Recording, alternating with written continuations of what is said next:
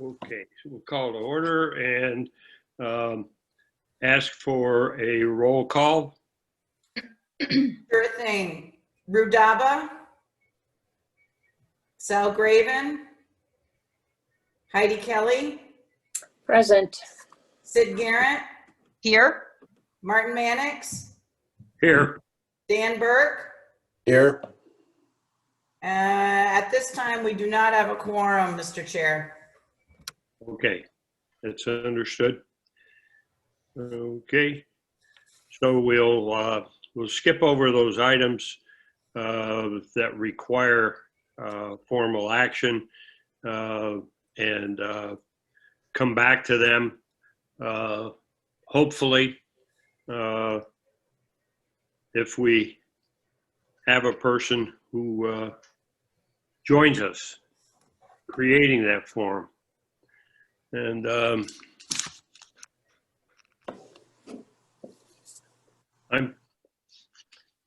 I'm prepared to take a trip to Albany and see if I can have some kind of impact or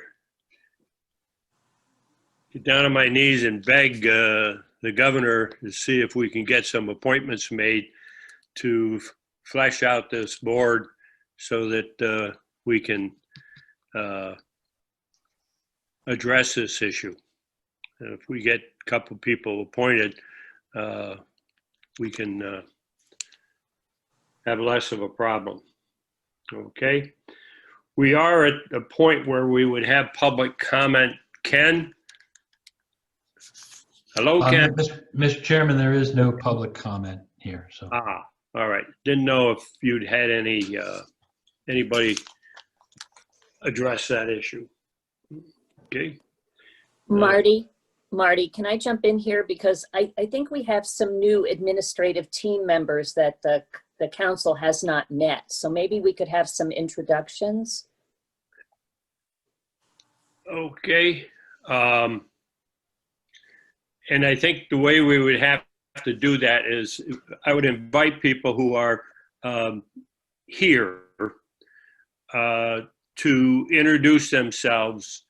And if you are a new person, give us a little bit of background, a little bit of information about yourself by way of introduction. I'm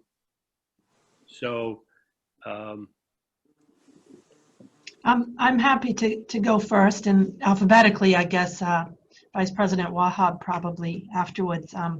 Hello, everybody. If there's time, I'd also love to know a little bit more of each of you on the College Council. My name's Ann Herzog. I am the new Provost and Vice President of Academic Affairs. I started at SUNY Plattsburgh on July 13th. In my earlier career, I was an English professor for 18 years in the state system of public higher education in Pennsylvania. I was at Westchester University for 18 years, just about 40 minutes west of Philadelphia. During that time, I also chaired the English department, which was the largest department at the university during my time there. I had about 43 tenured or tenure-track faculty.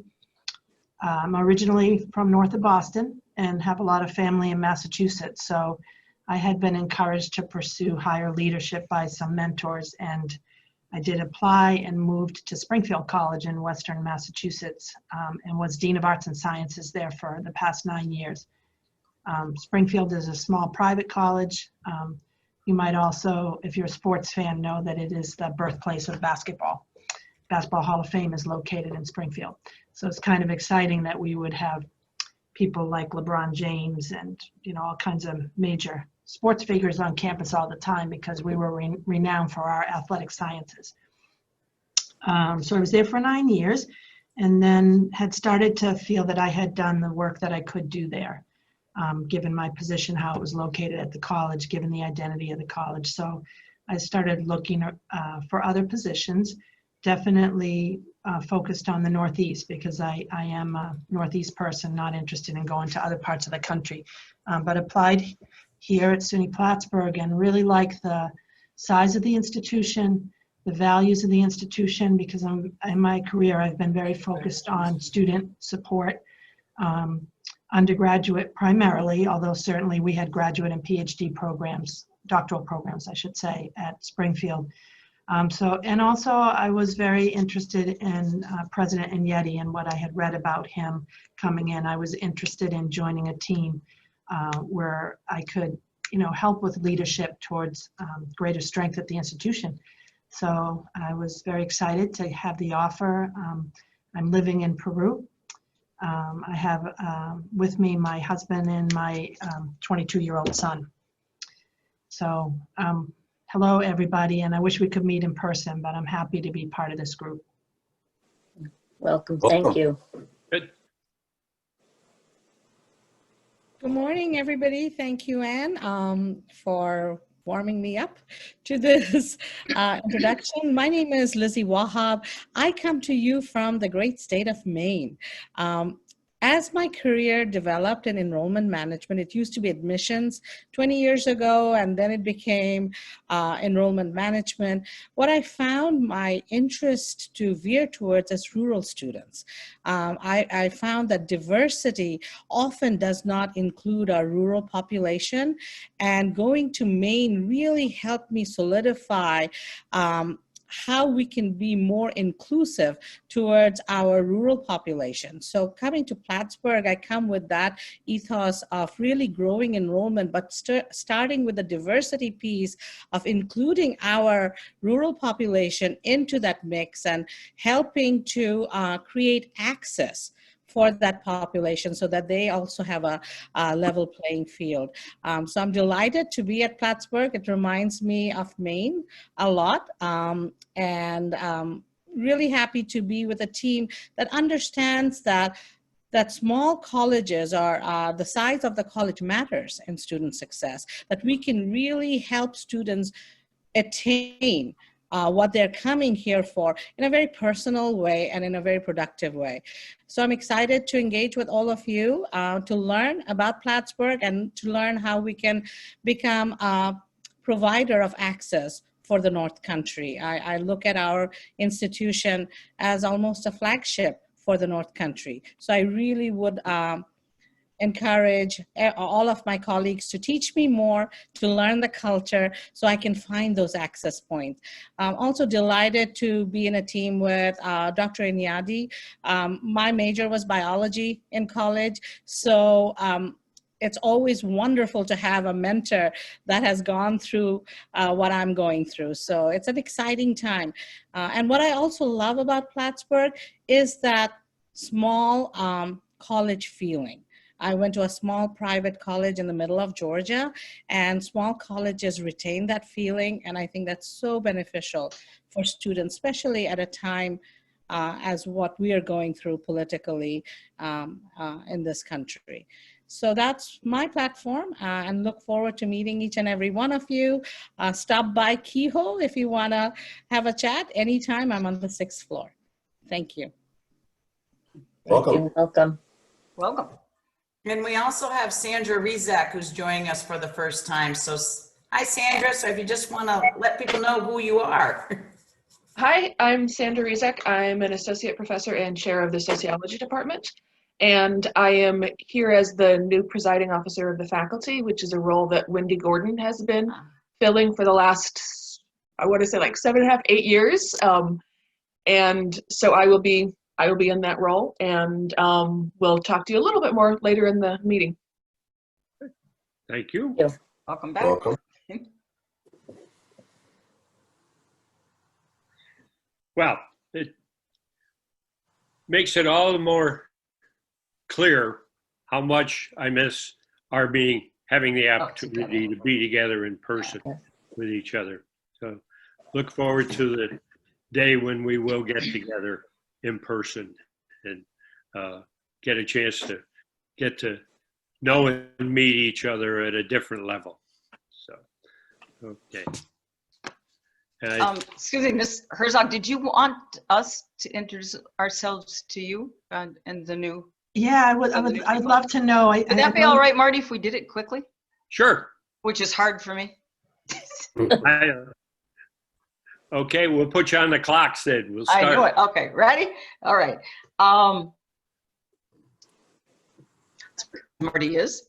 Been here forever. I'm a graduate of SUNY Plattsburgh. I got my bachelor's, my master's, and 2 certificates of advanced studies, so I think I've got everything they offered. I was an English teacher in a local school system called Beekmantown Central School, and then became the director of school counseling and some pupil personnel services at Beekmantown for the last number of 20 years that I worked. Was very involved, by the way, Dr. Wahab, with all the placement of local, well, I headed the Tri-County Counselors Association and for many, many years, 11 or 12, and we worked with Plattsburgh State so closely. I really love hearing what you have said about your being very interested in helping the rural students get to our school. So welcome and to everyone. And that's that. How'd I do, Marty? Great. Heidi? Oh, well, good morning. I'm Heidi Kelly, and I've been on the College Council since something like 2008 or something like that. I was the last political appointee of Governor Spitzer before he left under dubious circumstances. I am a retired pre-K-12 principal from in Minerva, which is in southern Essex County. And I spent most of my career there as an elementary and middle school English teacher. So, and it's nice to meet all of you. Lizzie, my whole family lives in Maine now. My father retired there in 1976. So my sister's a graduate of UMO, and so we're pretty familiar with the state. It is great, and there's very many similarities to the North Country and Maine. So welcome to everybody. Okay. And Dan Burke? Yes. Hello, everybody. Dan Burke. I'm down in Queensbury, south of where Marty is. I'm a graduate of Plattsburgh State. I've got 2 children who are graduates from Plattsburgh State, a daughter-in-law who's a graduate of Plattsburgh State, so there's a lot of that going on. I do have to give Ann a little bit of a jab, though, because I'm a Blue Hen. I went to graduate school there. We were quite big rivals of the football programs with those 2 universities. I can see her shaking her head. I think we won more than you did, though, but we'll leave that alone for now. I was a president. I was on the foundation for quite a few years. Ann had me do a couple of different tours. Finally, by law, they let me go, and they put me on the council. I'm a retired banker. I was banking for about 30 years, and my world took me anywhere from the Twin Bridges all the way to the Canadian border. And that's my story. I'm sticking to it.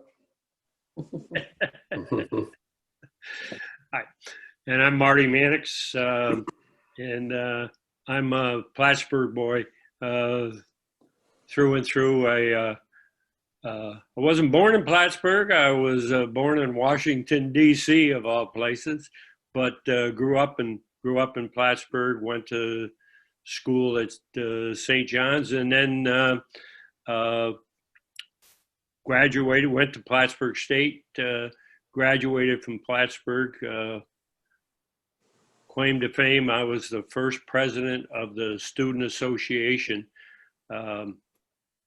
Formed that with a group of cohorts when we decided that the form of government that we had at Plattsburgh wasn't working, and the Student Association that we gave birth to is still functioning, and I career-wise spent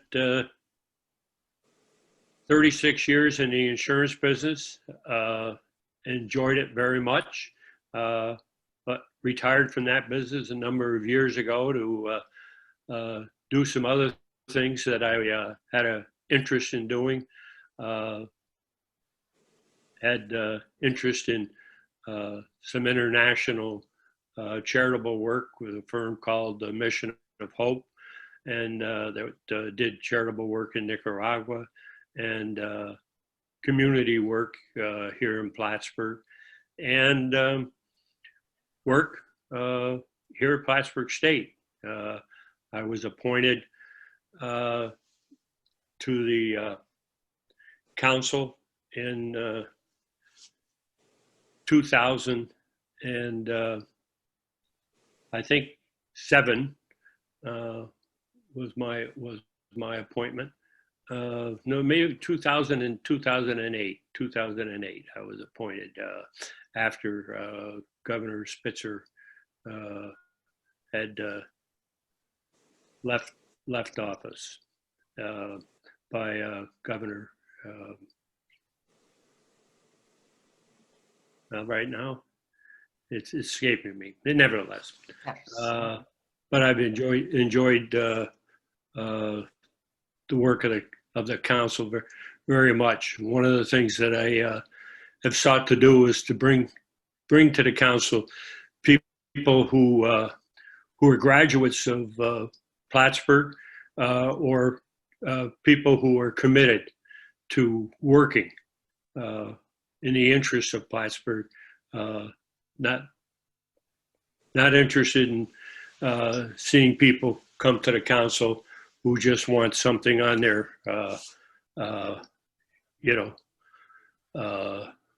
it's not a curriculum vitae anymore for them, but the idea was for some people it just was a little puffery in their on their resume, and that's not what we're looking for. We're looking for people who want to be involved and want to work to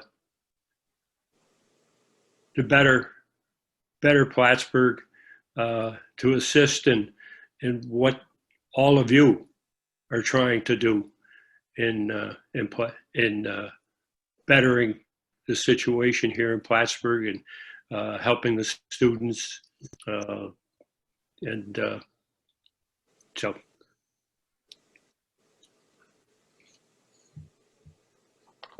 We go forward, and I think our next thing on the agenda is our report from President Vignani.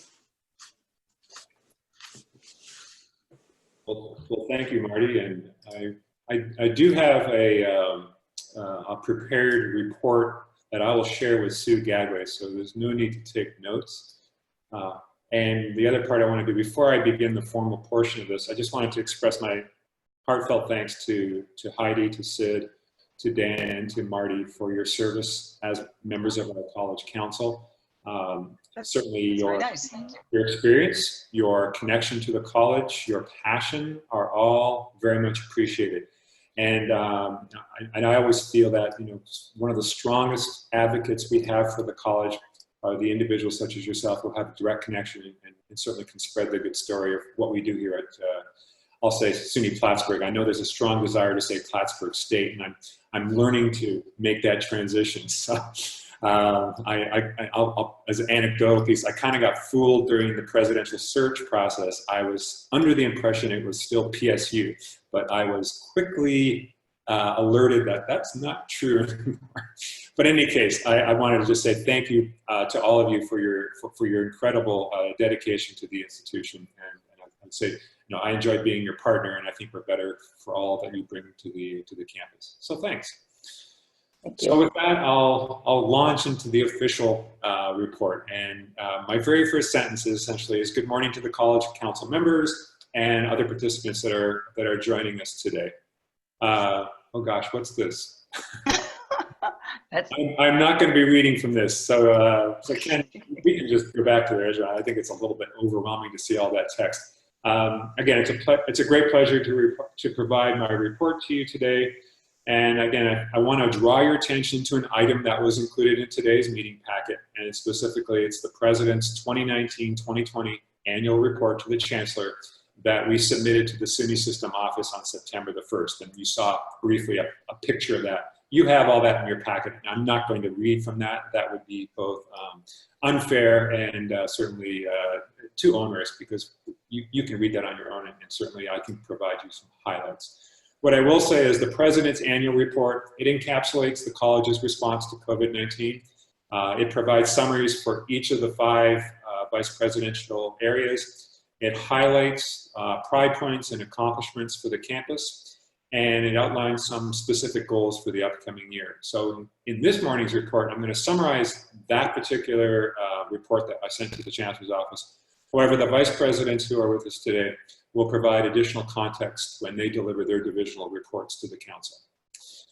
So it's a bit of an understatement, but there have been significant developments at the college since we last met on April the 13th. Again, before I do the formal part of the report again, it's important to take a little time to say a heartfelt thank you and express my gratitude to the incredible work by our faculty, by our staff, and by our administrators the past 5 months. This was work critical to ensure that we were able to safely welcome students back to campus so they can study and certainly ensure the safety of the faculty and staff at the same time. And it would not be an exaggeration to report that thousands and thousands of hours have been invested to make everything possible. And I'm pleased to report that thus far, we've had a very good reopening. In a few moments, I'll reflect on the development of the SUNY Plattsburgh approved restart plan and how it's guiding our work today. But I want to emphasize that our plan was built on 3 pillars: health, safety, and student success. I want to thank both Heidi and Sid for pointing out that we have 2 new individuals joining us, Ann Herzog as provost and Lizzie Wahab as the new vice president for enrollment and student success. I also want to acknowledge the work of David Hill as the former provost and Brian Hartman as our former VP of enrollment and student services. They made tremendous contributions to the campus, and they were very helpful during the transition for both Ann and Lizzie to campus. When we met last in April, I'd indicated to the College Council that we'd shifted to remote or online delivery, and that began on March the 23rd.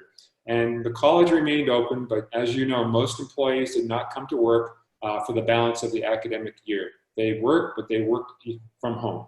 However, our essential employees continue to report for their on-campus work. And I'm very grateful for all the essential employees, both on campus and in the community.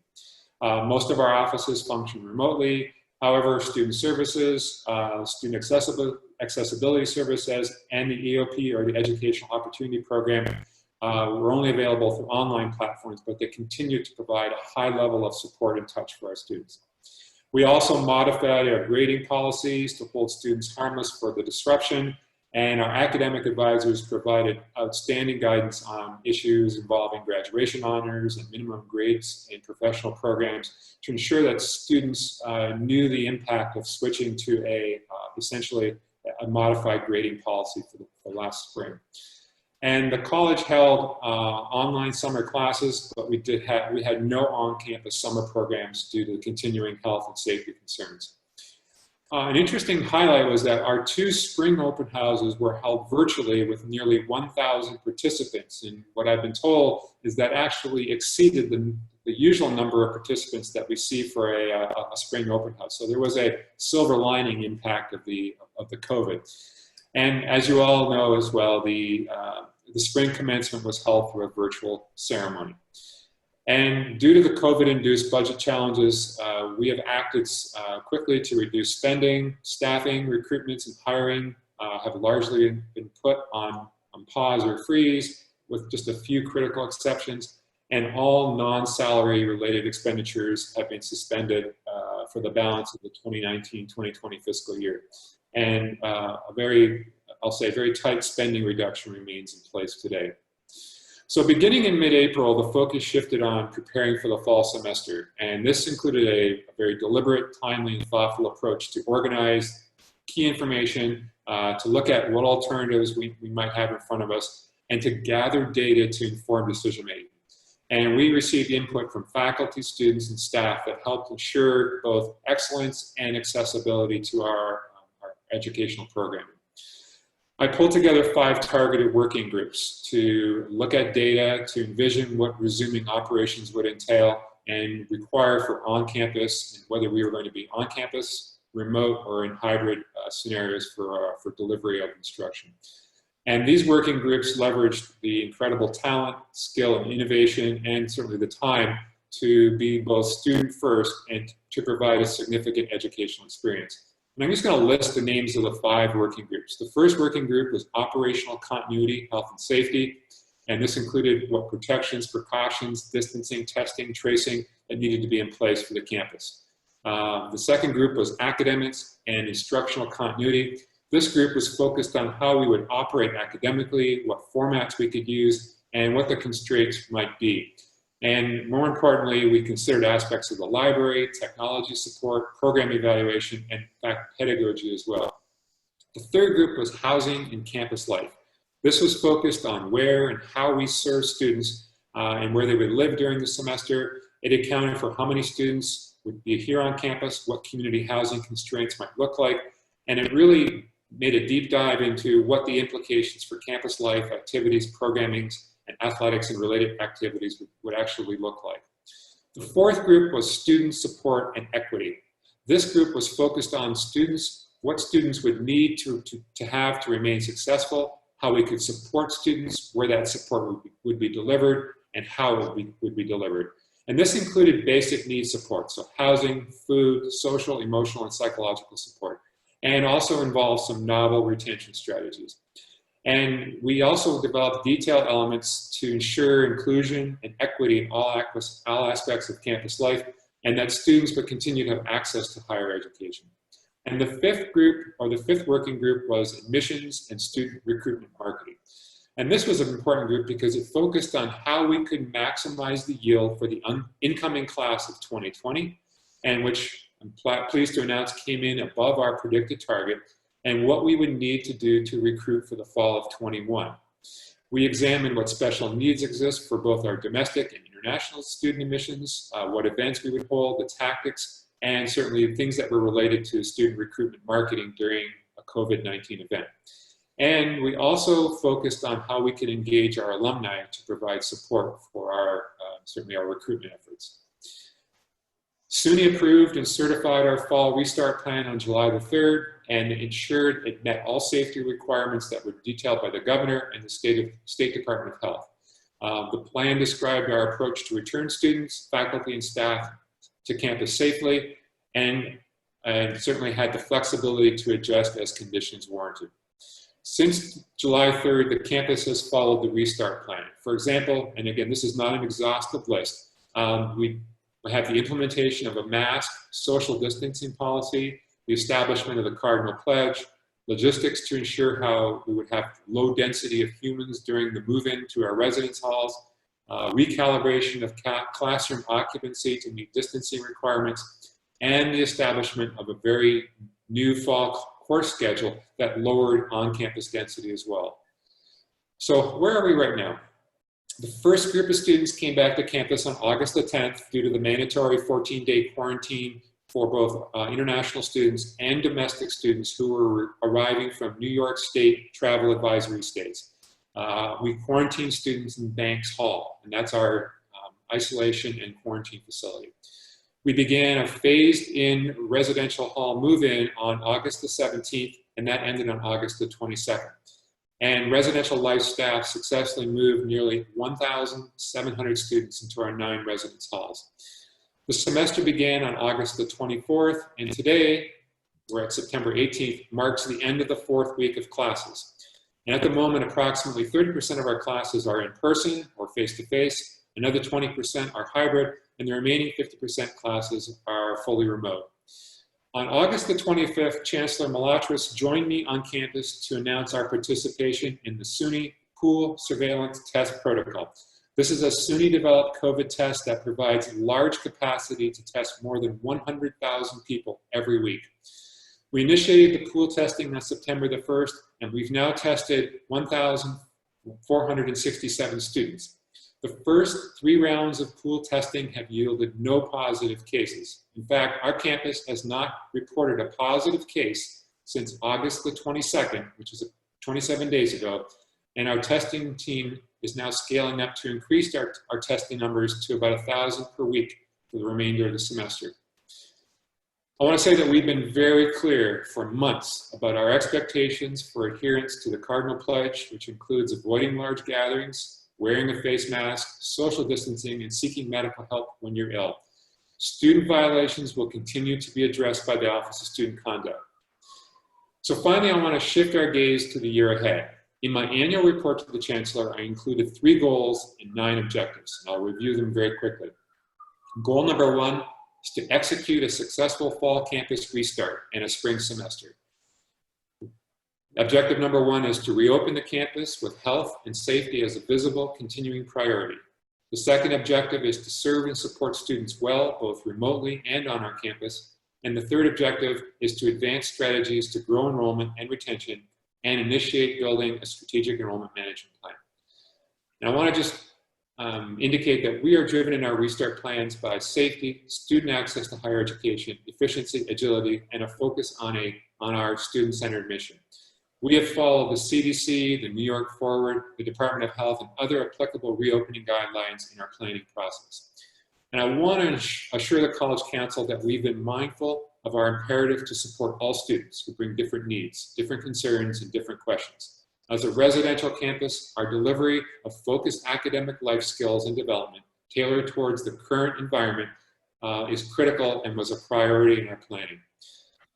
We have a sophisticated student recruitment program which directly aligns with the college's enrollment targets, which has detailed pathways for first year, transfer, and graduate student population. Our prospect and inquiry numbers are on par with peer institutions. Our conversion, acceptance, and yield rates also meet or exceed higher education benchmarks. Our annual recruitment plan is robust and it features numerous efforts to reach prospective students and their influencers. I encourage you to stay tuned as the Enrollment and Student Success Division advances and grows these efforts. And we will soon initiate a program to engage our alumni more directly in student recruitment efforts. Our second goal is to complete a new strategic plan and successfully prepare for the Middle State site visit. The first objective is to use a robust shared governance process to refine the campus strategic priorities. Our second objective is to draft the Middle State self-study report and share it with the campus community for feedback. And the third objective is to align resource priority allocations or allocation priorities towards the mission to grow and support in-demand programming. The Middle State self-study process provides a self-reflection opportunity for campus in addition to assuring our continuing accreditation. The process to prepare for the site visit in 2022 is already underway. These include the reaffirmation of accreditation by demonstrating SUNY Plattsburgh's commitment to excellence, strengthening process on campus resulting from a thorough self-study process that engages the whole campus community in improving communication and collaboration, and a comprehensive evaluation of SUNY Plattsburgh will be instrumental as we develop an updated strategic plan and a vision for the institution to successfully navigate the post-COVID world. I want to indicate that SUNY Plattsburgh will use a standards-based approach in the self-study report. Although impacted by the campus response to COVID-19 outbreak, the working groups have already met remotely and have begun the gap analysis. They will share their in-process templates for feedback during the steering committee meetings to be held this fall, and final templates will be due to the steering committee by December. The third goal is to build an inclusive academy to embrace student activism and to grow in matters of inclusion and equity. The first objective is to build partnerships with students and foster institutional accountability through continued engagement. The second objective is to launch a campus-wide campaign to achieve inclusive excellence. And the third objective is to develop supportive spaces, activities, workshops, and dialogues focused on social justice and anti-oppression work, wellness, health, and the arts. The college plans to continue to build partnerships with students and foster institutional accountability through our Speak series and engagements each semester in the form of community listening sessions. I'm pleased that this work will continue this fall. An All Set campaign is also created to achieve inclusive excellence. Acronym SET stands for us being student-centered, equity-minded, and trauma-informed. The institution will begin a comprehensive education campaign related to the All Set program to educate administrators, faculty, and staff on how being all set can create an inclusive campus community. And finally, I want to mention that community spaces, both in person and virtually, will center on creating supportive space, activities, workshops, and dialogues focused on social justice and anti-oppression work, wellness and health, and in the arts as we support one another. Unfortunately, Michelle Cromwell is not able to be here this morning, but on behalf of Michelle, they wanted me to indicate that we will be about it, we will act there's something called an Act Now series of affinity spaces for SUNY Plattsburgh community that's being developed. These spaces will provide healing and will equip the community members with tools to become anti-racist. So in conclusion, a lot has occurred and much continues to occur, and there's much work to be done. But I'm very pleased to have the opportunity to provide the leadership for this wonderful institution. And at this time, I welcome your questions and comments. Okay. Do we have anyone who has any questions?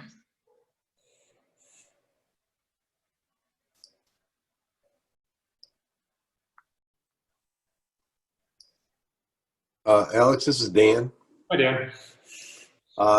It sounds to me like you've taken an effective route to keep anybody who is tested positive on campus until they're treated there, as opposed to some other schools that have sent them all home. Mm-hmm. Yes. Yeah, that seems, from public opinion, that seems to be the popular way to go.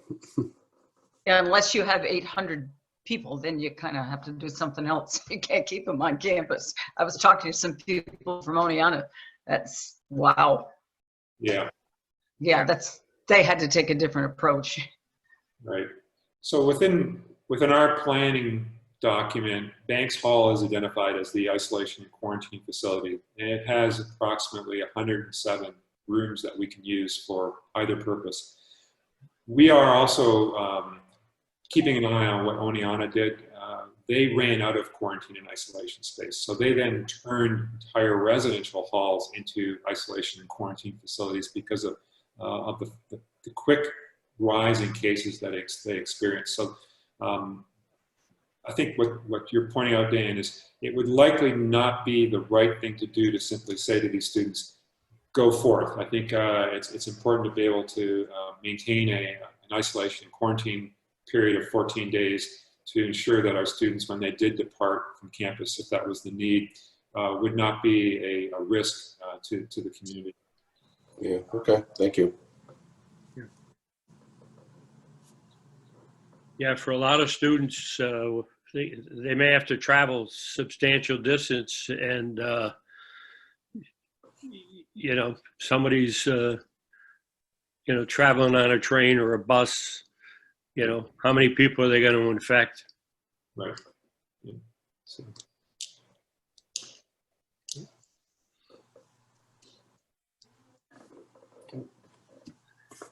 Yep.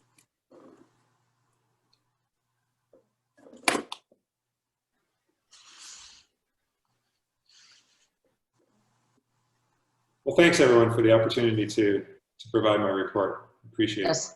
Thank you, Alex, for Thank everything. you. Okay. As was mentioned, Dr. Cromwell is not here. So our next report would be from Josie Lotterell. Good morning, everyone. Hello. So it's a good, beautiful morning with wonderful opportunities for today. So thanks for giving me a little bit of time to talk about administration and finance a little bit, and then I'm gonna just give a little bit of a budget update to keep you kind of abreast with, in many ways, what you're hearing and reading in the media about New York State. So as Dr. Agnetti had indicated, our restart plan was really focused on health and safety. And so that significantly impacted administration and finance and the team, the maintenance and operation team, with making sure that we prepared the campus and made it safe with social distancing and disinfecting and hand sanitizers. So right before the students came back, I sent a note about some of our accomplishments to the team. And so I'm just going to share some of those bullet points. So we cleaned and disinfected daily 42 buildings that span 2 million square feet. We safely returned 265 employees as part of a phased return to on-campus work. We beautified our our grounds by mowing and trimming over 261 acres. We completed a renovation of Kent Hall, just in time for move-in. We started the renovation of Memorial Hall. We evaluated 175 classrooms to support social distancing and moved so much furniture out of the classrooms that the Fieldhouse gym is nearly full. We ordered and received many new products to ensure the safety of our employees and our students, including face masks, hundreds of gallons of hand sanitizer, disinfectant, and paper towels, materials to support safe modifications, space modifications, and support social distancing, including air filters and other means of protecting our office employees. We processed thousands of refunds to students as part of the CARES Stimulus Act funding. And we closed out the fiscal year and reopened a new fiscal year, all with significant financial constraints and limitations imposed by the state of New York and SUNY. I'm really proud of the dedication of the staff within administration and finance. The maintenance and operations team specifically, our janitors, our custodials, our grounds team, our electricians, our plumbers, they really just stepped it up, came back to work, got adjusted to social distancing and face covering policies, and they've just really been a terrific asset for this institution, helping to prepare and ensure that the residential halls and the academic learning spaces and office spaces were prepared to support coming back on campus presence during this pandemic. So I just wanted to share my kudos to the team with all of you. So now on to a little less concrete information, which is the budget situation, budget update. So as you know, the college's core operating budget is funded by two main revenue streams. We get some direct state support, and then we have student tuition. Direct state support has remained flat over a number of years and is viewed as a recurring and ongoing commitment by the state, which allows a level of stability, normally, in our budget planning. Student tuition is clearly variable, and it's predicated upon the number of students who come to SUNY Plattsburgh.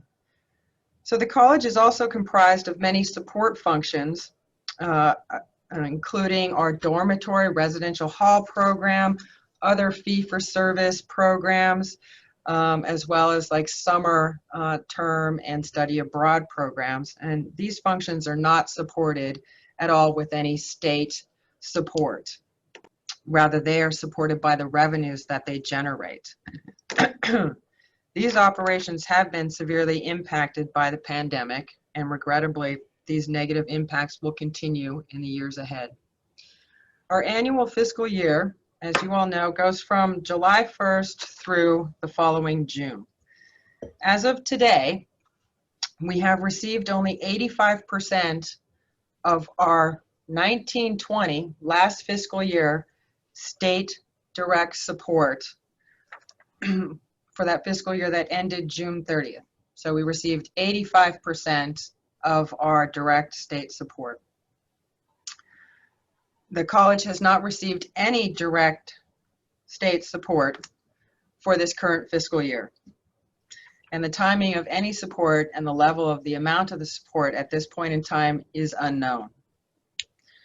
With the uncertainties surrounding our current fiscal year, for which clearly we are now in September, our fiscal year started in July, there are so many uncertainties. The SUNY system administration has directed the campus to limit our budget to a 6-month operating budget for July to December. And that's pending the state determination about its funding for higher education for our current fiscal year. As you've read, the state deficit is, in the billions of dollars. I've heard anywhere between the 14 to the 19, and sometimes it can get stretched into the 20, into the low 20s. The state has yet to make any determination about its funding levels for state agencies. They're not allocating any funds at this point, and that includes for TAP and Excelsior. The guidance that we're receiving from SUNY system is at this point we should be planning and preparing for a minimum of a 20% reduction in all state support, including TAP, Excelsior, EOP, and other earmarked funding that we receive. That is all pending state decision and the governor's decision. We've been hearing for a while now that we would receive more information, and there would be some decisions made at the end of September. I'm not sure that's really going to happen, but at some point, hopefully we will receive information and guidance. So at this point, as President Agnetti has indicated, we've been under spending constraints since April, when the cash position for the state was very dire in regards to the expenditures related to the pandemic, and primarily due to the lower revenues received by the state. And so those are still occurring. We are moving forward with critical positions that we must have in order to support our institution's operations, as well as for critical expenditures that are necessary primarily to meet instructional needs, as well as to keep our campus safe and healthy. So that's what I have for you today. Are there any questions? How do you keep that smile? It's looking out at this beautiful view that I have, right? I mean, we're a wonderful place. We're in a great place. We have a wonderful team of individuals at this college. We are proactively working through all of these challenges. It's hard to be the financial manager for a public agency and not be able to provide concrete financial information. But working with everybody on the campus, we are effectively working through it. And so it's through that partnership I can keep this smile. Josie, this is Dan. How much cash do you have? How much cash do you have? How long are you going to have money?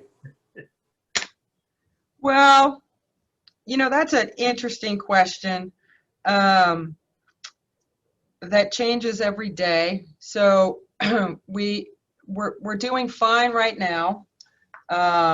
Students are actually paying their bills at a faster rate than they have in the past. Good. So that's really good. The state just released some TAP and Excelsior funding that was related to last year that we were still owed. So that couple of $1 million is really helping. We did, and we're also, our cash position looks at our entire portfolio, not just what we utilize for instruction. And so at the end of last fiscal year, we had significant constraints. We had to slow down and manage our CARES refunds, because we had to draw down in order to release those funds. But things are looking a little bit better now. And so I'm hopeful that a decision will be made so that we can make some final determinations, before the end of this calendar year. And so, I think it will be okay. The end result, our primary expenditure is payroll. It's our labor, right? We are a heavy labor industry. And the state processes our payroll. And so there will even if SUNY Plattsburgh has a cash issue, the payroll will get met. The payroll will get met. If the state has such a significant financial situation whereby they don't have enough cash to meet the state payroll, my understanding is that's when they provide, what is it called? Script. And I guess that happened a couple of decades ago, where there was script released by the state of New York during a financial crisis. But I don't expect that to happen either. Okay, thank you. Mm-hmm. Hang in there. Hanging on. All right, well, thank you. It was And so there's Marty. shocking, Marty fell off his chair. Had a little interruption there. Okay. Thank you very much, Josie. Thank you. Our next up, and I don't think she's there, is Ann Hansen. Yeah. So we go to Ann. I'm here. I see Ann. Oh, you are there. All right. Yes. Okay. Very Yeah. good, Ann. Excuse me. So, Ann, you're up. All right. Thank you, Marty. And good morning, everyone. So just a quick update from advancement. In regards to closing out last year, I was so proud of the way our alumni team shifted gears, and we offered 16 different virtual engagements for alumni to stay connected during COVID times. The Cardinal Strong program of outreach and engagement was well received, and alumni, my goodness, alumni and friends, the way they responded to the college, incredibly powerful support. We did a COVID-19 emergency response fund challenge and far exceeded both matching gift opportunities. I think we ended up with about 130,000 in gifts to our emergency response fund, and gifts are still coming in. Our advancement communications team just got notified by SUNY Quad that we'll be receiving an award. We're not sure yet whether it's going to be for the magazine or the annual report, but they're going to get some recognition of some sort in the coming months. We have an annual report that's going to be going in the mail in October. That'll be a very different format from what you've seen in the past. It's really going to kind of follow the timeline of all the changes that the college went through, especially in the second half of the year, obviously. So I think it's going to be an interesting format for people, and I hope they enjoy it. In regards to campus communications, my team took on some additional responsibilities as far as helping the college to coordinate communications. We took that on, I think in, I can't remember, it might have been in April or May. But basically the goal there was to ensure that all critical communications that go out, particularly in these COVID times, are accurate in the information we're sharing, are motivational in regards to influencing student behavior. Very important part of what we were trying to achieve. I think we had something like 88 messages that we reviewed, 44 of which we rewrote. So it was a lot of work, but well worth it. Homecoming is right around the corner. We have a special event planned there for Dr. and Mrs. Inyeti to meet with alumni virtually. So we're looking forward to that. We also have scheduled, starting in right after homecoming's done, we'll be doing some virtual events for alumni to connect with Alex and Andrea. We'll target the Capital District first, then New York City metro area, and then the remainder of New York State as our first 3 cohorts. And just in regards to fundraising for the college, huge shout out to the team and to all the alumni and friends that responded. In the last quarter of last fiscal year, we brought in over $1 million. So we ended up with over $3 million in gifts and pledges to the college in a very, very challenging economic climate and a lot of uncertainty regarding economics. So it was outstanding. And for this fall, We are focusing on a diversity, equity, and inclusion campaign. So this is very much around social justice and opportunity and equity for students. We're going to target 4 specific areas first, which will be the James Augustus Wilson Scholarship, the Douglas Scott Social Justice Scholarship, Black Poetry Day, and funding for diversity, equity, inclusion programming. We have a $50,000 challenge gift on the table, and we're working on building that challenge opportunity a bit higher so that we can have a bit more of a success with this campaign. So I'm very excited about launching that, and that's what I had to share with you all today. I'm happy to answer any questions if there are any.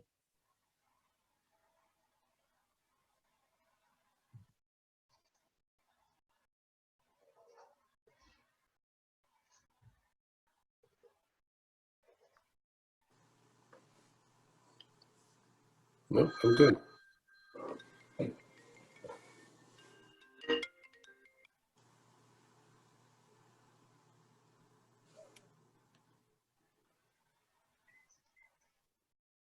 Thought for a minute we had a call in there for you, Ann. Well, Ann, thank you very much for your report. Okay. And now we'll move on to Ann Herzog for a report on academic affairs. Sure. Thank you. And again, I'm happy to be here and happy to have this opportunity to speak with you all. Just a comment on sort of the challenge for faculty nationally with COVID, and the campus I was at went through the same experience as SUNY Plattsburgh did, with a pretty abrupt transition to online teaching for everyone, and many faculty did not have experience with that. From everything that I've heard since I came here, and I've met with a lot of faculty, kind of hear their experience. I think the SUNY Plattsburgh faculty were pretty amazing in the way that they embrace the challenge. They have that commitment to our students. And it's important to understand that this, requires hours of additional work, because if you're used to teaching a course online and then in person, and suddenly it's 100% face-to-face, it's a great challenge. So I was just really pleased to see how the faculty responded, and also how they've responded this fall. As President Ignetti said, we had an investment in hoping that a certain number of our classes would be able to function face-to-face, or at least in a hybrid format, because we have students who really need that and want that. That there are students whose style of learning, et cetera, is not a good match for a fully online course. And so I was really excited and just pleased to see how many of our faculty are still working at least part of the time face-to-face with students here on campus. I have some highlights that I collected really from the deans, from the different schools that you might be interested in. So first, I would want to share with you, if you're aware about our participation in the SUNY Online program, or offering basically, where we have an accounting completion program that targets students with the associate's degree who would like to complete the degree in accounting and be successfully licensed. That program has been hugely successful.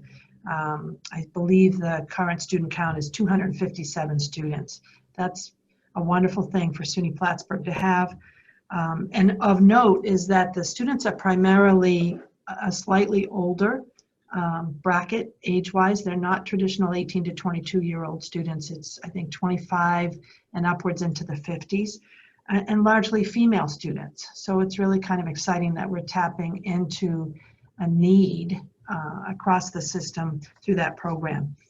Just in the last week, we found out that we have SUNY approval and State Department of Education approval for a new combined program between the bachelor's in accounting and a master's degree in data analytics. And I don't know how aware you all are on the council about data analytics and how it's exploding as a field. It is really has amazing career opportunities, because big data and the way data is garnered, analyzed, presented is a hugely marketable skill for students. There is not a field that isn't involved in data analytics. you know, I spent, I think, my last 2 years at Springfield trying to get us to move forward into that area. I think they will eventually, but it didn't happen while I was there. Part of it requires the hiring of faculty with expertise to, you know, to teach, develop and teach these new courses. And it's just wonderful that SUNY Plattsburgh moved on this as early as we did, and that this is now in place to be offered. And I expect to see a really good response recruitment-wise. We also have a new 4+1 articulation agreement between SUNY Plattsburgh's Bachelor's in Global Supply Chain Management and Clarkson's Master's degree in Supply Chain Management. And any of these affiliation agreements where we can make clear to students that they can come to SUNY Plattsburgh and have sort of a fast track, right, into another even more specialized master's degree program benefits our recruitment, and it's a great opportunity for our students. I'd also want to share that the School of Business has created a Women in Cybersecurity Student Club. You know, this is important because business schools and business programs in particular tend to be heavily male dominated in terms of the students who are naturally or in whatever reason are drawn to these majors and these programs. And it's a problem sometimes when women are in such a minority numbers wise in the classroom. When you take business and combine it with the technology knowledge of computer science with cybersecurity, you can see how it would be sometimes even more of a challenge to draw female students into the field. So I'm really excited that the school was proactive, School of Business and Economics, and they have created this opportunity for these female students, and it should grow the numbers within that area as well. A couple of nice celebrations from the School of Arts and Sciences. We have a faculty member, Dr. Ed Romanowitz, who is chairperson of the Center for Earth and Environmental Sciences at SUNY Plattsburgh, and he has steadily stayed engaged in a number of projects in Vermont that have to do with environmental science.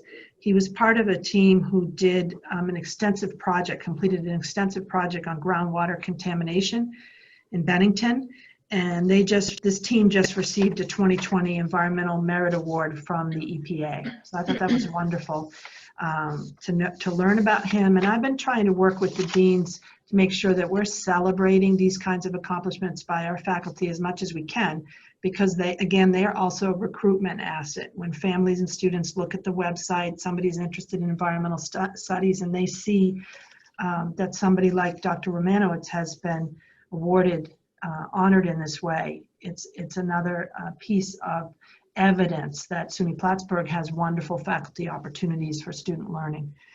A second one from School of Arts and Sciences, I'd like you to know that Dr. Richard Durant, who is director of the Center for Neurobehavioral Health here, he was just invited to serve on a newly formed SUNY System Alzheimer's Advisory Council. And I think that's, again, with the aging population and concerns about Alzheimer's and the way it is really devastating nationally and health-wise in terms of the expenses, family challenges in terms of supporting family members who are diagnosed. It's terrific that we have a faculty member who's been identified as having that expertise. For Queensbury, and I think I heard it was Dan Burke who said he lives in Queensbury. I was excited to see that SUNY Plattsburgh collaborated with the Queensbury campus, Adirondack, to plan an anxiety and learning major conference that will take place on Friday, October 9th.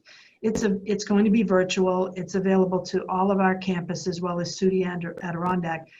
I think this is such a proactive idea on their part because I think earlier someone mentioned, maybe it was Sid, the level of anxiety, right, around COVID, the stress, right? This generation of students in college is more stressed than any earlier generation. The research shows that. And so it's on our campuses, the anxiety, it's present in our classrooms, it impacts their academic performance. So I'm just thrilled that this collaboration was created. I think it's only $5 to attend, and there is a major keynote national expert speaker who's going to be part of that day. So wanted to mention that. I don't have particular updates from the Dean of the Library and Information Sciences, but I would tell you that I toured the library in my first few weeks here. Dean did an incredible job in terms of assessing how the space needed to be changed, chairs removed, for example. So a small table that might have the ability for 4 students to be studying together only has 1 right now. Computer stations were assessed and blocked off in many cases. And just yes, she instituted a policy of no food in the library, which of course made perfect sense. Not safe to have students taking off their masks in an indoor space, but did identify over the last few weeks that students were going into private study rooms that still existed in the library, and that's where they were taking out food and eating. And just yesterday, she made the decision with my support that that space is being closed off because it was being used as a violation of our health policies. And I think that's really what I have to share as highlights. Like everyone else, happy to answer any questions you may have.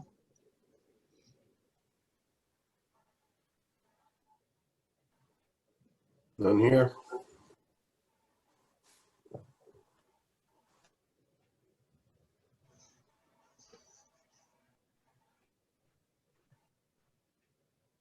And if I could, do you get much feedback in regards to the students' reaction to changes such as those put in place at the library? Mm-hmm. Yes, I haven't had specific response on the library because it was just announced, I think, late yesterday. So, it may be coming.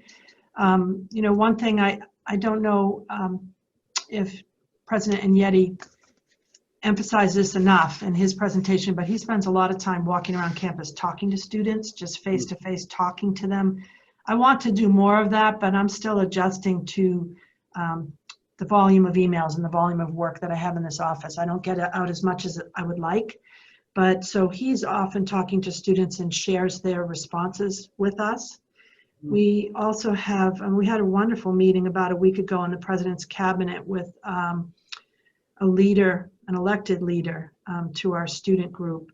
And it was very interesting to hear her communicate a general concern from her peers about their investment in the safety and health of the college. And they do not want to observe or hear that their peers are partying or finding, private spaces to violate the policies and to put us all at risk.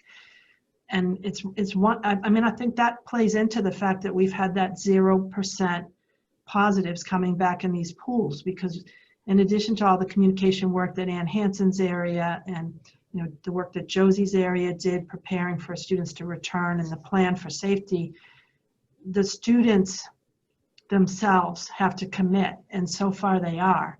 So I did have, just yesterday we announced the revised spring schedule, which I didn't mention, and I could tell you now that Cabinet made a decision that there will be no spring break.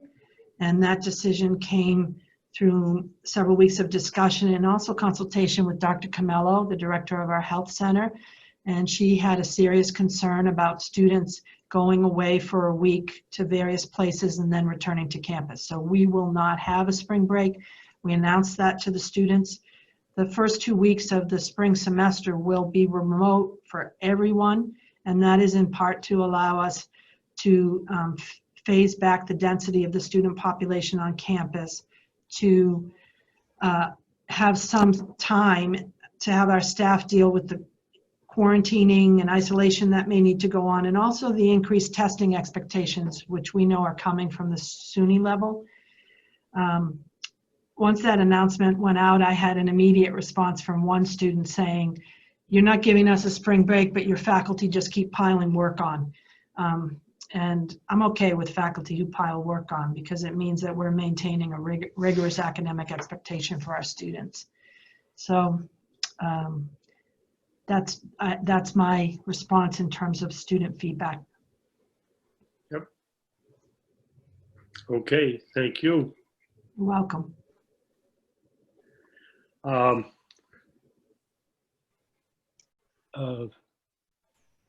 It's my turn. Lizzie Wahab, enrollment. Yes, and I am going to have, is Ken on the call, share the presentation that my team did. Thank you very much. Let's see. Do I have control of the slides, Ken or Sue?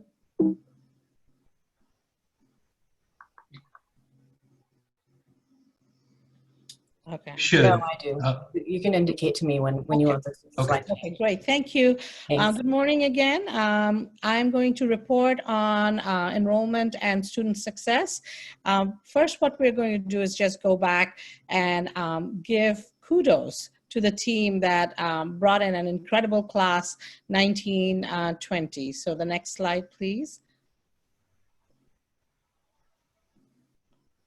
So the priorities that was set up even before I got here was to make sure that enrollment and student success focus in on increasing financial stability for the institution, making sure that we support the student experience and make sure that students are willing to come back to us for their education and that collegiate experience every semester. So recruitment just doesn't happen for fall. It happens continuously every semester so we can make sure we have that access and give the students experience that they need and they want to move forward. In all our priorities, we made sure that advancing institutional diversity, equity, and inclusion is really baked into all our policies. So it's not an ad hoc intention, it's an intention that all around student success and recruitment and retention we take very seriously. And talking about diversity, as I explained earlier, I look at diversity as geographic diversity, diversity in socioeconomic diversity, ethnic diversity. One of the things we also need to look at is students' access to internet, broadband. How are we addressing those issues? Not everybody has a smartphone. So we have really started looking at recruitment from that vantage point. Not everybody can go into a common app system to apply. So do we have our own application in a mobile form to be able to give to students so that they can fill out? So these were the, I would say, the base platform that my department has been working on for a while now. Next slide, please.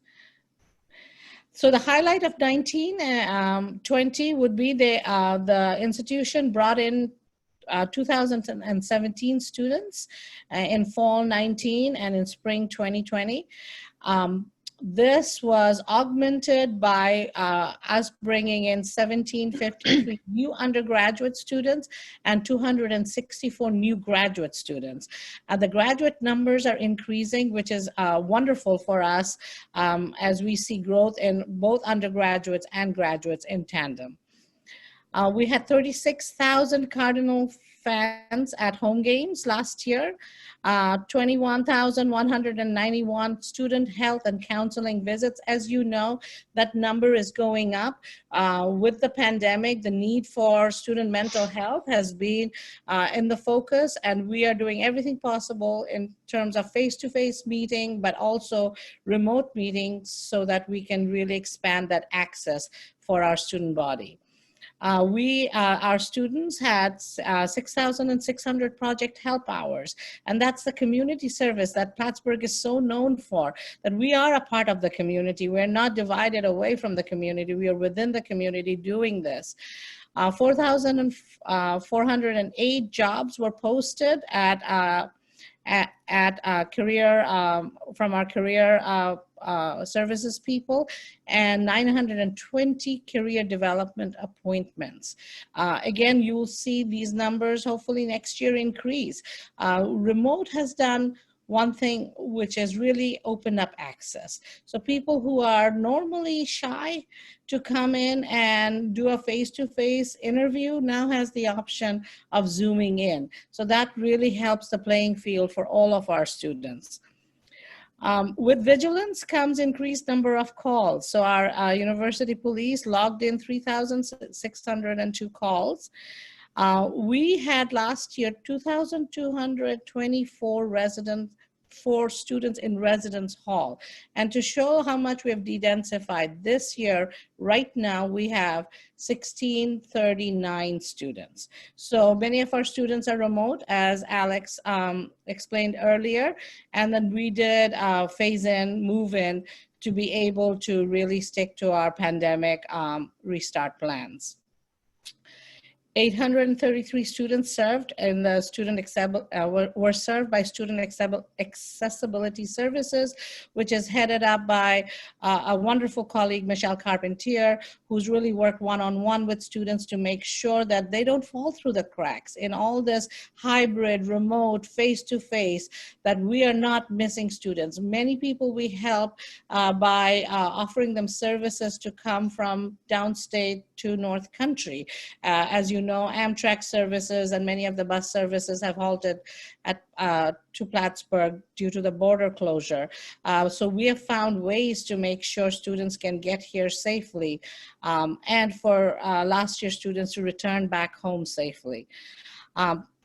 And about 386 students participated in the student support services last year. We had 299 international students last year that was supported by our international group, GEO, and 246 educational opportunity students and 180 Cardinal Achievement Program students enrolled. And many of these students are doing academically very well because they have that very high touch support from Plattsburgh. One of the things that we've seen in retention this year is what's helping people stay in our campuses and continue to progress is that high touch support that we're still able to provide, whereas many of our counterparts are not able to provide. So we're blessed in that way. Next slide, please. So we have, within all the restrictions, we have some highlights of progress. So there's construction projects that's been going on. Memorial Hall and the Field House began the renovation this past summer. The Whiteface residential facilities and then Algonquin Halls also wrapped up this summer, this past summer. Kent Hall was completed, so we were able to bring in students to our completely renovated residence facility. Last year, we offered theme housing. Again, theme housing is housing based on students that would like to have cohorts in residential halls, cohorts of people who are interested in outdoor adventures, students who are interested in science and technology and leadership and service. This is what in my industry people call peer-to-peer learning projects. So learning doesn't stop at 5 o'clock, it continues on in your residence halls.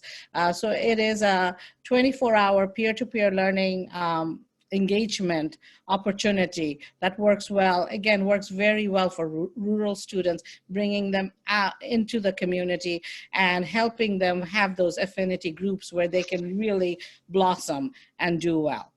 Campus Housing and Community Living created a full-time community director position, which was focused specially supporting on our inclusion, equity, and diversity issues. That person's been really working with training, programming, advocacy, and being visible so students know where to go when they have an issue or what kind of support services we're providing.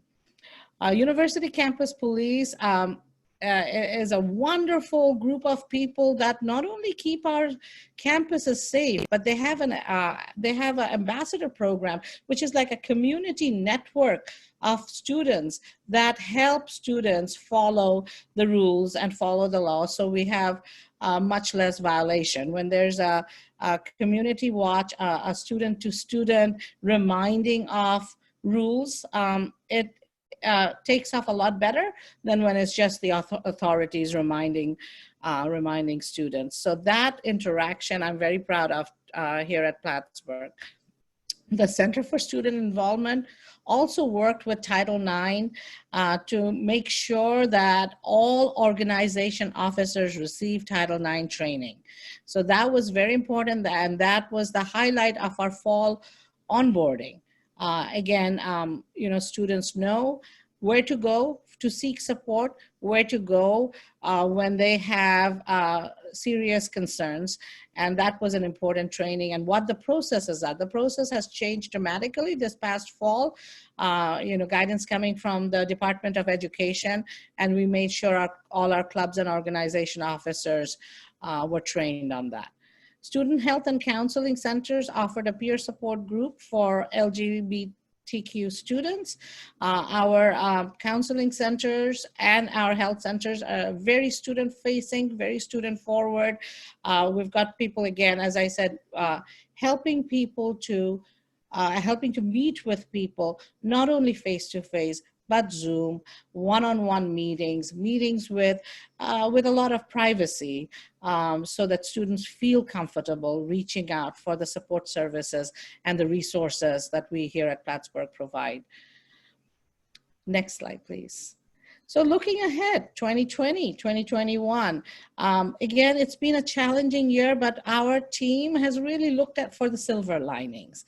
We did not want to be hostage with all the doom and gloom. We want to make sure that we're moving forward with positivity and finding those silver linings so that we can offer our students the best experience possible here in North Country.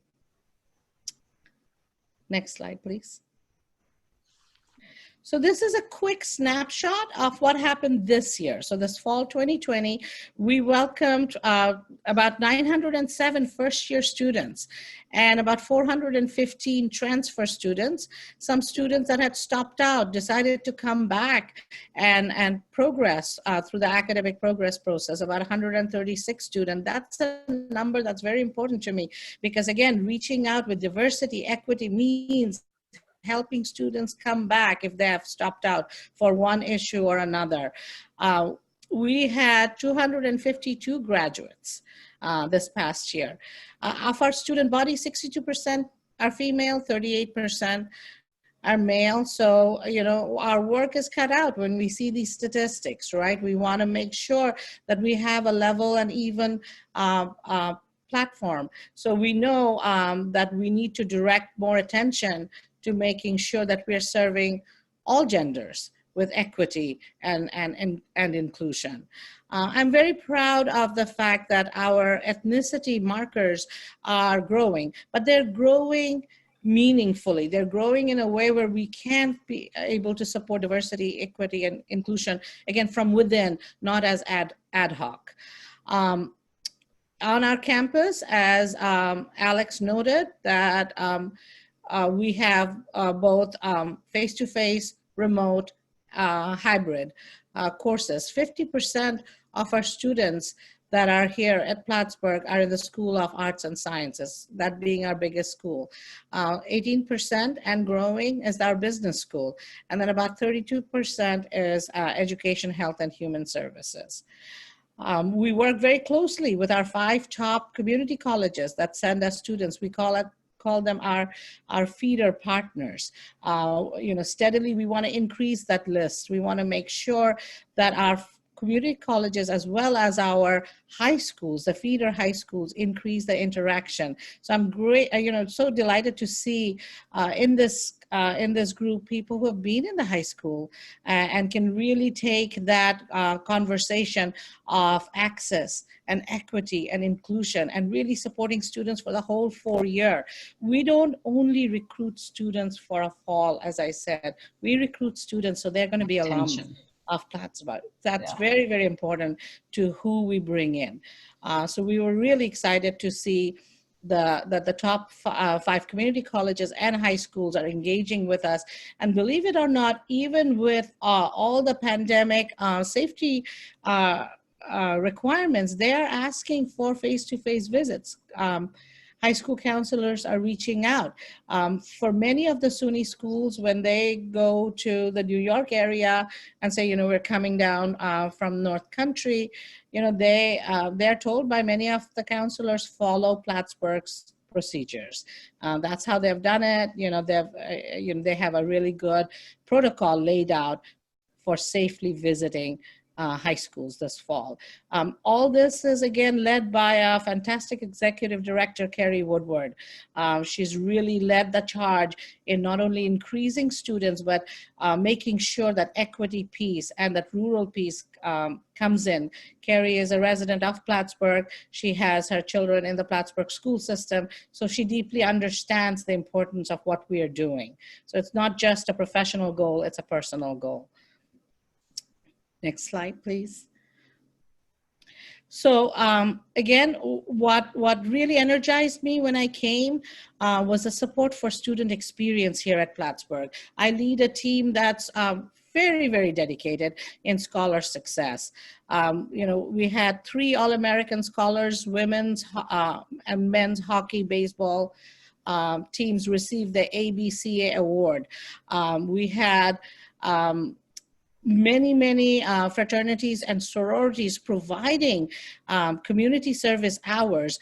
Many times we look at fraternities and sororities in a manner that is less student-centered, because we're wondering, are they here for the real education, or is extracurricular activities taking a higher priority in their schedule? What we have found that here at Plattsburgh, our fraternities and sororities are doing excellent work. They jumped on board when we needed help with testing, as greeters, when students were coming in through the phased process of moving in. They've been right there at the forefront as student leaders, really leading the charge. So I'm really excited to report all the wonderful positive things that our fraternities and sororities members are doing. We have 57 active student associations, and they're the ones that offer that extracurricular activities for all our students. So a lot of Zoom fun meetings. So I've attended one of them. A lot of interaction, a lot of active, the fun things that students can do even on Zoom. And where I was really impressed, they became quarantine buddies with some of our students on quarantine. So they would have, a cup of tea together on Zoom. So really trying to help that mental health aspect of quarantine and isolation. And the student organization was great help in that. Virtual involvement fairs, engagement fairs. We had one on 8/30, end of August, and one the beginning of September to promote student engagement. As students are coming back in, as they're figuring out their schedule, they're becoming more and more involved in these engagement fairs. We are also working closely with Student Association to make sure we're reaching those students who don't always come by and say, I want to participate in this or that. So how are we reaching the students that are not as engaged has been a conversation that we are having with SA. Again, keeping that in mind of inclusion and accessibility. Support for student experience. As we said, we had 250 new students in Cardinal Achievement Program. And Cardinal Achievement Program used to be what we would call a program where we give people a chance to come in and be in a high-touch advisement so that they can really do well. Right off the bat, if you look at their credentials, they may not stand out as one of your stellar students, but when given the support, they're amazing students in terms of academics and also co-curricular activities. We also had 244 students, with 68 of them being new this year in the EOP program. And student success, that department served 386 students with all types of support services. If you needed an emotional support animal, we are the team that helps you through that. If you needed to go face-to-face because online is a little bit more difficult for you, we manage their schedule.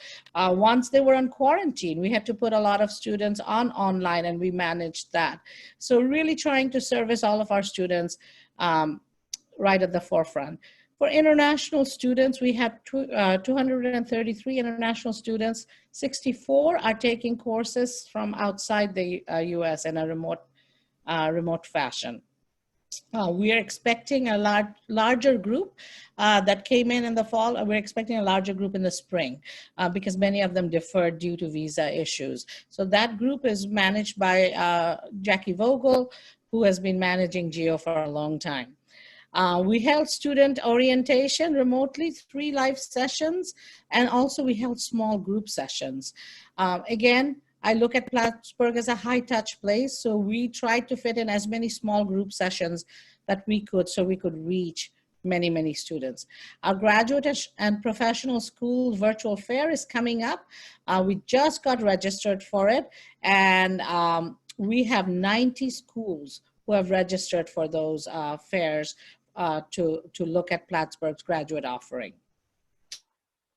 And creme de la creme of this past year was we had a $3 million grant that was renewed, which was really wonderful for our student support services. As you all know, the chancellor, came and visited us and was really impressed with Dr. Eniadi's, I would say, campaign on being able to bring students back safely. There's a lot of naysaying going on that, you cannot bring back students safely on campus. And I'm really delighted to say the way the Restart Plan has worked for Plattsburgh, so far we've been doing well. And yeah, part of it is luck, but I also believe luck favors the prepared. And our leaders have really prepared us in terms of keeping health and safety at the core of every decision we make. And in the forefront, as you see, that's our doctor, Dr. Kathleen Camello. She works 24/7 in making sure the Plattsburgh community as a whole is safe. So it's not just the university. And she's assisted with the University Police Chief, Pat Roscoe, and our emergency management leader and coordinator, Mike Carabello. So we're really excited that we're moving forward with safety and security and looking at growing and stabilizing our financial position coming up next year. And I am very pleased to report that I feel privileged to be leading a team that is so seasoned, so Plattsburgh focused, and such a high-touch student services group. Absolutely impressed with every single person that I'm privileged to speak for today in front of you and moving forward. So thank you again for this opportunity. Again, email me with any questions you have. Many of my team members already know you, and they're doing an incredible job in helping students feel that they're Cardinal for a long, long time to come. Okay, Any questions? I'm happy to take. Okay, yeah, it's not a question. I just wanted to make a quick comment. Obviously, the aspects of recruitment and retention, in my mind, are both almost as equal as far as importance, because if we can't retain them, we're doing a disservice not just to us, obviously, but to them. And there's another large pool that I've become active with of people who have dropped out and are very close to finishing their degree. And I know you have not time for that. I get that. This is a crazy year.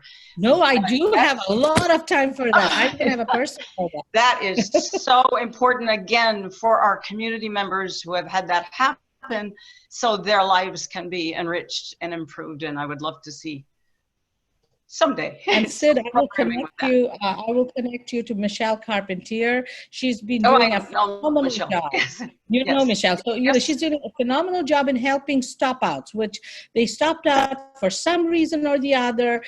Many of them have 90 credit hours. And we yes. Oh, yes. I work so voluntarily in the community with, just because I've been here for 7 million years, and I know a lot of the people.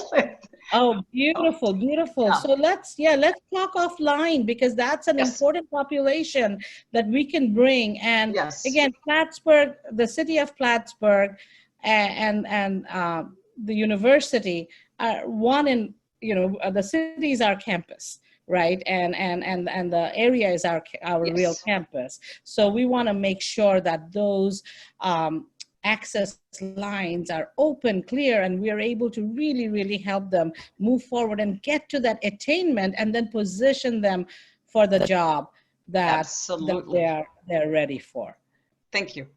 So thank you so much. Thank you. Okay. And I guess I'm next up with my report. I'll make mine brief and hold the applause there. Okay. I talked a little bit about one of the things I wanted to report on, and that was the community response that I found as a result of Dr. Ignetti's response to the students that he had to discipline, if you will, for their failure to follow the advice and regulations that were promulgated regarding COVID-19 when they first got to campus and set off to have a party. And there was just a goodly number of people who came up to me because they knew of me and my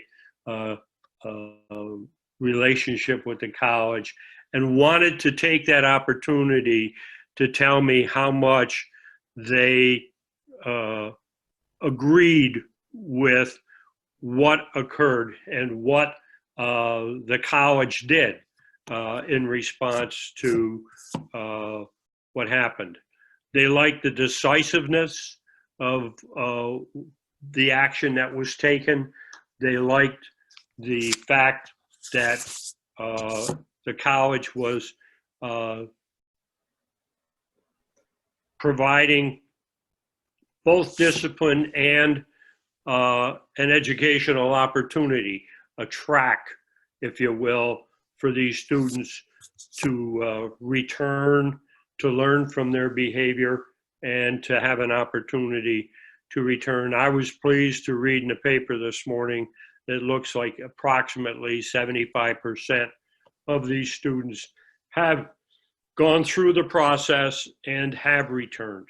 And I think that's a testament to Plattsburgh, and it's a testament to them that they have potentially learned something from what occurred and appear to want to come back to Plattsburgh and are willing to follow the rules and regulations. So I think that was a very significant thing, and it set something that I think was important, and that was that here's a community that hadn't really had an opportunity to take a measurement of a new president at Plattsburgh, and yet from that situation, they did take a measurement, and at least from the feedback I got, it was a very positive response that people had, and I think that's a benefit to the college, and it's a benefit to Doctor himself. Now, the other thing that I want to report was I was very pleased to be able to have the opportunity to get involved in facilitating a woman who wanted to make a gift to the college.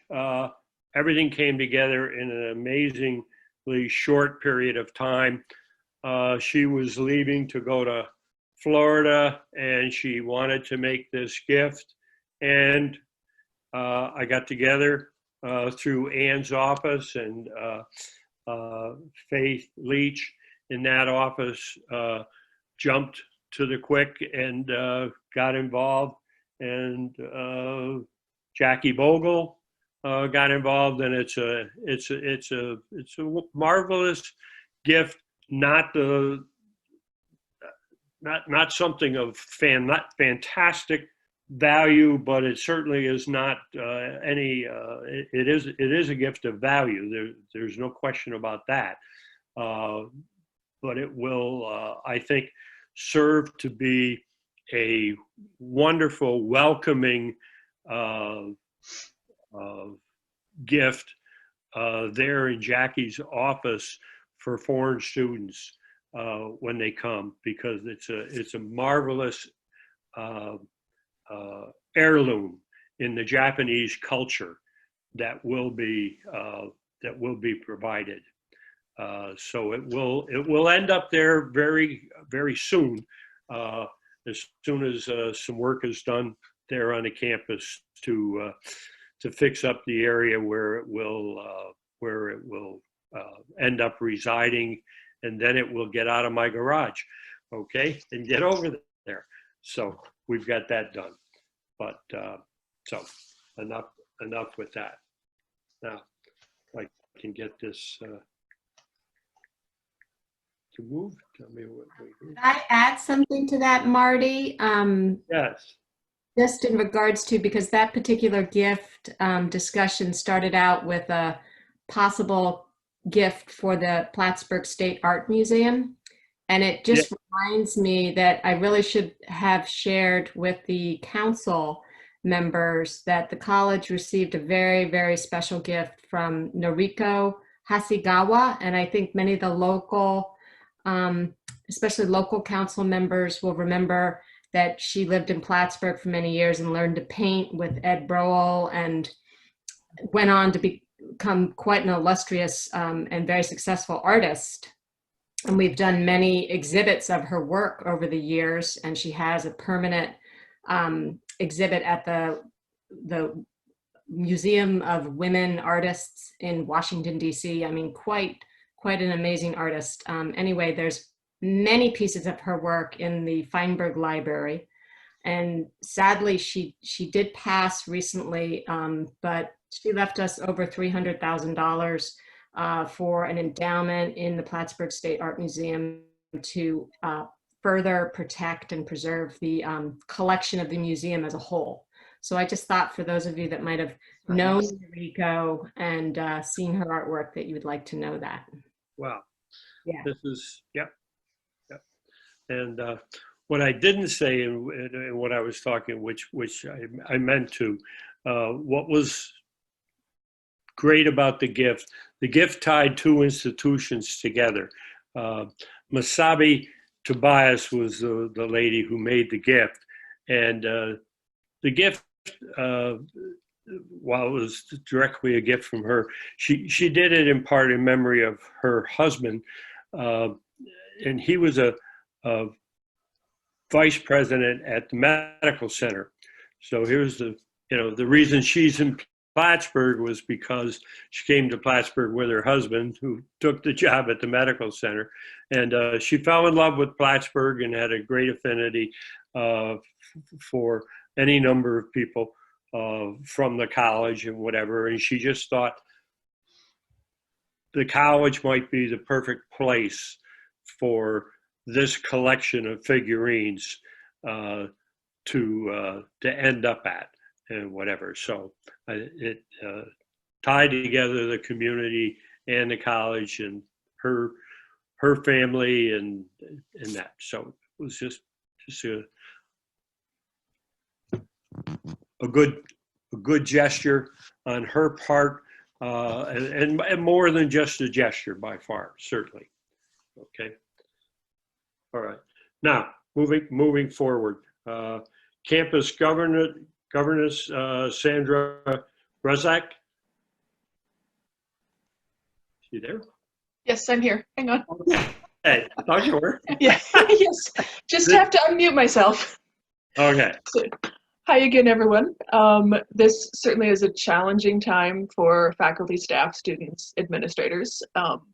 As a member of the teaching faculty, I've been teaching for 25 years at least, And in some ways, this has felt like starting over, trying to figure out how to make things work.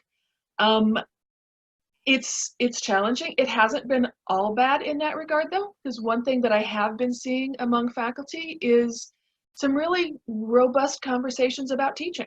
As we're all navigating web courses in a way we haven't taught them before, teaching via Zoom, hybrid courses, all of that, it's led to a lot of conversations. It's led to a lot of people really thinking about what works when we're teaching, what doesn't work. Many of us have done a lot more extensive training than we have in the past in, say, using Moodle, in learning how to create videos for classes. So those, I think, are some positive things coming out of this experience as we're figuring out how to make this situation work. And some of those things will probably carry into our teaching in years to come when things hopefully return more to normal. So this, there are some positives out of the situation that teaching faculty are facing, but obviously it's challenging. Most of us who, since most of us are online or teaching via Zoom, we miss those interactions, those face-to-face interactions with students. And you can't replace that with Zoom. So I am teaching through Zoom, and even though I see their faces in the little black boxes like this, it's not the same. So that's been tough, that's been challenging. It's also, you realize things when you're teaching that used to be really simple aren't anymore. So I teach a quantitative research class that I have them do a lot of handwritten assignments, have them turn in things like that, when you're teaching via Zoom, they can't just hand you a paper, you make marks on it and turn it back to them. So just relearning how to do those sorts of things and things that just take so much longer are challenging, and faculty are tired. So that's been kind of tough, just learning these new ways. Things take so much longer. But again, I think there are some positive things coming out of this as we do reinvigorate the way we teach our classes. I want to just briefly bring up Middle States again. So Dr. Vignetti talked about that a bit in his report. I just wanted to mention that I am one of the 3 co-chairs for the Middle States self-study, and along with Ken Kennelly is another co-chair, and Del Hart, which many of you probably know because he attended College Council meetings for a few years when he chaired the Senate. So some of you probably remember him. We're the 3 co-chairs, and we're working closely with Joanne Gleason-Craig in the Provost Office and Sarah Phillips in Institutional Effectiveness. And so we started the Middle States process about a year ago. The beginnings of that were started with putting together the steering committee, and this spring semester in particular, we worked on getting the working groups together, having them do their initial work, and then also creating the self-study design. So before we could really move forward with everything, we had to complete that design document talking about how we're going to do the study. That was completed mostly in the spring, finished it up over the summer. And I know many of you participated in the recent visit with the Middle States VP liaisons, Ellie Fogarty and Paul Starkey. And we talked with them quite a bit. They met with various people on campus virtually. And most of that visit was really designed, certainly about talking with some of the groups, but then also providing us feedback on our self-study design. And they were very, very impressed with it. So we were really happy to hear that, they had a few comments where maybe we could look at something, but they were really happy with the design as it was submitted. So that really helps us as we're moving forward into this this semester and the work this semester. This semester is going to be the most critical in the work of the working groups. This is when they are going to do the bulk of the work and turn in a lot of information by the end of the semester that will help us move into the next phase of writing the main report. So if at any time any of you have questions about Middle State, certainly feel free to ask me about that. Ask Ken. He's also, as I said, he's also one of the co-chairs. He knows all about it as well. But I will periodically update you on how that's going. And I'll also just mention that I'm transitioning out of, I spent the last 6 years as the senator for the SUNY University Faculty Senate, and which a role that Wendy Gordon has now taken. So she and I just switched roles essentially. I will still, as presiding officer, be attending those meetings, and I'm still chairing one of those committees, so I will occasionally mention things that are going on with that. One thing that I will bring up, because we have a plenary coming up this coming week, but over this summer, late summer, there was a bit of activity that I'll mention, and that had to do with the appointment of the new chancellor. So the University Faculty Senate passed a resolution of no confidence against the SUNY Board of Trustees against the politically appointed members of the SUNY Board of Trustees because of the lack of process in appointing the new chancellor. And it has nothing to do with who the chancellor is. You know, we don't have an issue with Jim Melantris, but we were very concerned about the lack of process, the fact that there was not a search committee, there were not voices from faculty, from staff members, from community members. And so that certainly was a concern, the lack of shared governance in that process. So that also there's been a bit of a trend in bypassing those same sort of search committees in choosing new college presidents. So that's something that organization, the University Faculty Senate, is trying to push back against. So that's the most recent thing that's been happening with that organization. And with that, I will end my report unless anyone has any questions about anything that I brought up.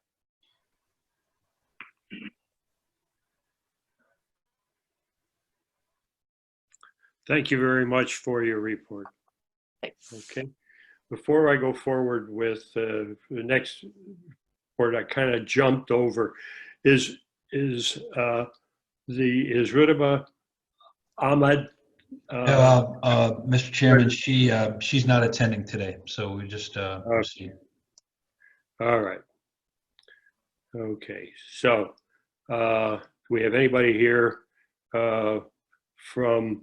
I know Gary Kroll is not there. Is there anybody here from the UUP? Yes, I am. Oh, very good. Excuse me. All right. I just didn't realize you were there, Kim. Thank you. Very good.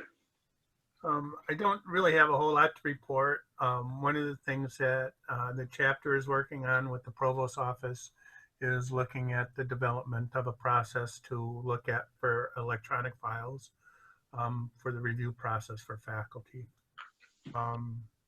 That's just sort of getting at the beginning phase, that we have to start off with clarifying language in the existing document to allow for electronic files. And then the real work will be in terms of trying to find a mechanism that we can use that would not require a total renegotiation of the document. If it's a third-party system, you know, one of the things that we will need to look at is what would be involved in maintaining it and how much it would cost. So it's going to be probably a longer process than we were hoping for. I don't know if we'll be able to get something in place for the spring. The statewide union has been conducting a number of webinars and teletown halls to contact the membership. I mean, one of the things I think that the COVID crisis has done is that it has actually increased the amount of contact among the faculty, actually, I think on campus and statewide. There's much more participation in meetings. For instance, our own chapter meetings have been well attended with over up to 120 people, which is a significant increase over the 30 or 40 that we used to get at our meetings when they were face to face. So I don't know, you know, I kind of imagine that once the crisis is over, many of the mechanisms that we've developed are going to stick around for a long time. I think Zoom meetings are with us for forever now, I think. And personally, I can tell you that I find a Zoom meeting more exhausting, but also more efficient, and I think more productive than face-to-face meetings often are. And I'm not really sure why. I think the fact that they're more effective and more productive is one of the reasons why they're more exhausting. But you know, they seem to work. I'm glad that the testing protocols have included employees, faculty, and staff specifically. I do think that the union, that the pressure that the union put on SUNY at the statewide level, building up from the campuses. In other words, this was, I think, this was something that I think that generated at the level of the faculty concern, was communicated to statewide, and statewide communicated it to SUNY Central, and you know, and through the process of negotiation, I think it's going in the right direction. That's pretty much it. Do you have any questions?